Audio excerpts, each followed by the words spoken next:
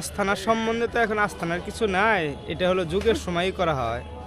আপনার এখানে কোনো ত্রিশূল একজনে দেখতে পারে, একজনে আরো অন্য অন্য কিছু দেখতে পারে, কিন্তু এখানে সমস্ত কিছু হলো লালন ভেদ, মানে মানব ভেদের একটা খেলা।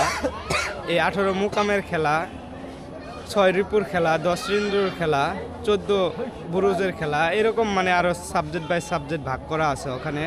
মানে একসাথে দেখার কারণে আপনার বিভিন্ন সময় অন্য মতবাদ হতে পারে, কিন্তু সমস্ত কিছুই এটা ধ্যান সাধন করলে এখানে তো রূপক সাজিয়ে রাখা আছে, ঠিক হুবহুবই আপনার মানব দেহের ভিতরে এগুলো সাজানো আছে।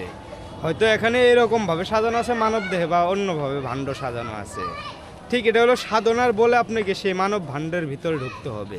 আচ্ছা, হাত দ্বারা কি বোঝানো হয়েছে? এটা হাত না, ওটা আমরা হাত দেখতে পাই, ওটা হলো পাকে পাক পাঞ্জাতন। এখানে হলো 5 জনেরকে ফলো করা হয়েছে, রাসূল পাক থেকে শুরু করে হাসান হোসেন পর্যন্ত এখানে 5 জনকে বসানো হয়েছে।